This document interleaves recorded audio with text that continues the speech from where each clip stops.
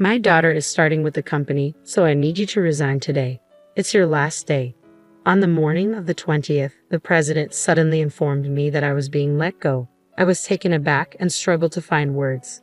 The 20th was when we paid our suppliers. While some payments were done via bank transfers for long-standing suppliers, I typically handled direct payments, which also served as a courtesy visit. "You look like you can head home right away. I'll give you the day off, just for you, so please leave promptly." I was briskly pushed out from behind and the door slammed shut right in front of me. I didn't know where to begin to protest.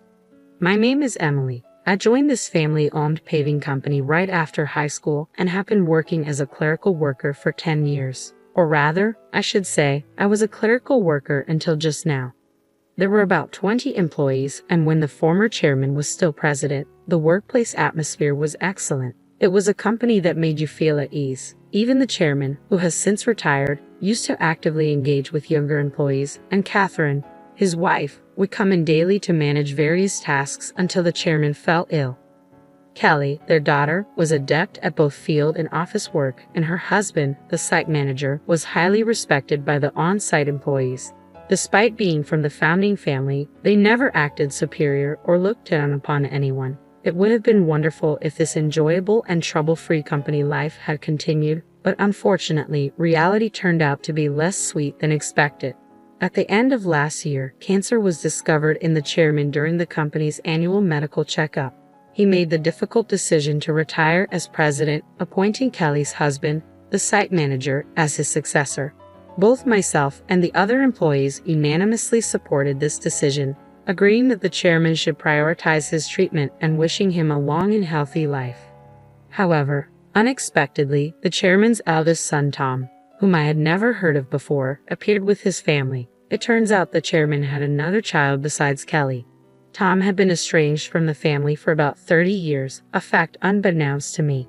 According to senior employees, Tom had a troubled youth and was notorious for getting into trouble with the law. Whenever he caused problems, it was said that the chairman and Catherine would personally apologize on his behalf. After dropping out of high school, Tom became involved in multi-level marketing and other dubious activities, leading to his eventual disarmament by the chairman. Despite being estranged for a considerable time, Tom suddenly appeared one day, exclaiming, "Dad, I've been wrong all this time. Please forgive me," as he pleaded before the chairman. I was utterly taken aback. Working in a small company where the president's office and the clerical room were one and the same, I witnessed the entire scene vividly. Tom expressed his desire to reconcile and work together in the company, but I couldn't help feeling that such words weren't appropriate coming from someone who had been disowned. I apologized to everyone, but I implore you to consider giving Tom another chance. Kelly and the seasoned employees found it difficult to fully celebrate, knowing about Tom's troubled history. However, they couldn't turn down the chairman's heartfelt plea. As a result, Tom's family moved into the annex of the chairman's house, with Tom taking on a role within the company while his wife managed household duties as a homemaker. Their daughter, whom I glimpsed only once when she visited the company, seemed to be a college student. The chairman mentioned, after facing hardships in life, Tom must have turned over a new leaf. Catherine, too, was tearfully overjoyed at Tom's return with his family. They spoke optimistically about rebuilding the company together, but soon encountered an unexpected challenge. Tom insisted, as the eldest son, I should be the next president, causing tension with Kelly and the site manager. While putting on a facade of diligence in front of the chairman, Tom actually did very little. He frequently made demeaning remarks like, "Manual labor is for the workers, and you're all like worker ants, silently toiling away." Unsurprisingly, he quickly became unpopular among the staff. Some younger employees even approached the chairman directly, saying, "I can't work under these conditions." However, both the chairman and Catherine begged them to be patient, promising to talk to Tom and asking for a long-term perspective. Then, due to stress or other factors, the chairman's cancer suddenly worsened, leading to his hospitalization 3 months ago. It was at this critical juncture that Tom declared himself president. Employees advised Catherine and the chairman to uphold the original plan of appointing the site manager as president, but ultimately, they chose Tom, their own flesh and blood, over Kelly's husband. This decision caused murmurs of discontent among the staff, with some accusing them of being blinded by parental favoritism or senility. Consequently, the once harmonious and joyful atmosphere of the company underwent a stark transformation. descending into tension and awkwardness. As everyone realized the situation couldn't persist, Kelly began taking action quietly alongside the site manager behind the scenes. As a result, tensions began to escalate. I found myself solely responsible for the company's administrative tasks from that point onward. Previously, Catherine Kelly and I could manage our workload efficiently, allowing me to leave on time. Now, however, I'm working overtime every day, often leaving well past the expected hours. It's not uncommon for the date to change before I finally head home. Meanwhile, Tom appears to view administrative duties as leisurely. The president spends his days frequenting hostess bars, betting on horses, or gambling, I heard from others. My relationship with the president deteriorated significantly over an expense issue. He had been using the company's credit card for personal dining and entertainment expenses, which I had overlooked to some extent in the past. This time, though, it crossed a line I couldn't ignore. Bracing myself for his reaction, I handed back the receipts. This expense cannot be approved. What? Why? This is your wife's corrective underwear. It has nothing to do with the business, so it cannot be expensed. Predictably, the president's face flushed with anger. Don't toy with me. She's the president's wife. It's only natural for her to dress well. It's an expense. But it's underwear, and your wife isn't an employee. I managed to reply, astonished that the president could consider a $4,000 expense for his wife's corrective underwear as justifiable. What he said next left me even more bewildered. Then let's turn the sale of corrective underwear into our new business venture. That way it will count as a purchase and therefore an expense. The president looked smug, as if he had just struck gold. But I was left speechless. We're a paving company. How would that work? Tell clients if they don't buy from us, we'll cancel their contracts. They'll all buy, we'll make a fortune. $2,000 for one, $4,000 for a set. It's easy money. The president burst into laughter, but I was appalled. That's completely unacceptable. It would damage our credibility. In my frustration, I lashed out at him, and from that moment onward, I became the target of the president's contempt. Every day thereafter, I endured constant criticism and berating from him. It became so unbearable that I often considered resigning. However, driven by loyalty to the chairman who had always supported me and concern for the company's welfare, if I left, I persevered. The truth was, losing my job suddenly would also spell trouble for me. I resolved to endure it until I could make a graceful exit, but then I was summarily dismissed. If I were to leave abruptly now, it would disrupt our client relationships, I said firmly, taking a deep breath as I opened the door. I cannot do this. Quitting without proper notice would leave everyone in a difficult position, including your daughter, who isn't equipped to handle the workload. Besides, today is the day we make payments. I delivered these words in one breath, fully anticipating the president's furious reaction. As expected, his face flushed red with rage. Shut up. I already told you to resign because my daughter is joining the company. Today is your last day. Regarding the payments, let them wait until they come to collect. There's no need to pay them in advance. Excuse me, isn't it standard practice to pay for goods and services once you've received them? I responded, bewildered, trying to simplify it as if explaining to a child. But the president's next remark was so irrational that I couldn't believe he was speaking like a rational adult. In that case, just threaten to switch to another supplier. Tell them we won't make the payment this time, so they should give it to us for free. What? That's not something we can do, is it? I was so stunned that I struggled to find words. You're completely worthless. My daughter has a college degree. She can handle office work effortlessly. Being family, she won't question my purchases like you do. All talk and no action. Your presence is unnecessary in our company. Leave immediately. In essence, the president seems to believe that by assigning his daughter to handle accounting, he can easily pass off personal expenses as business expenses. Is that so? Just remember, I won't regret this. Words are futile now. My patience has run out. I swiftly gathered my belongings and hurriedly left the company. Yet I couldn't shake my concern for our clients. Knowing Catherine was occupied caring for the chairman, I called Kelly despite her busy schedule. It was urgent. I briefed her on the situation and entrusted the rest to Kelly. After leaving the company abruptly, I suddenly found myself with plenty of free time. Being terminated without notice was a clear violation of labor standards. If I reported this to the labor office, they would be in serious trouble. Thankfully, our company was part of the middle company payment system, which meant I could claim severance pay and 1 month's salary.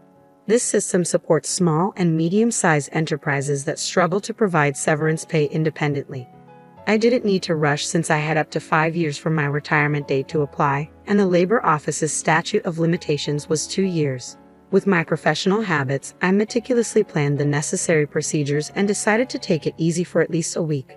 Having worked overtime and weekends constantly lately, I hadn't had time for anything at home. There were many places I had wanted to visit once I had settled down, so I chose to take a day trip to the beach for some relaxation.